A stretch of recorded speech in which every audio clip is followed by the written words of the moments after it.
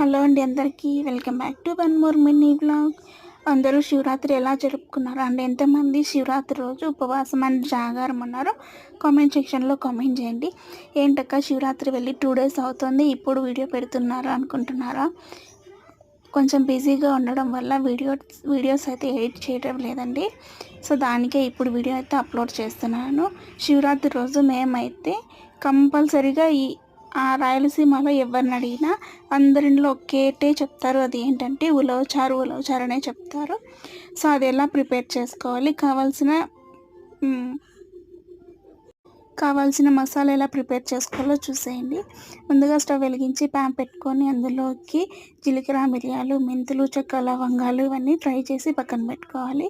అదే ప్యాన్లోకి 20 వరకు ఎండుమిర్చి తీసుకొని అవి కూడా వేయించి పక్కన పెట్టుకోవాలి.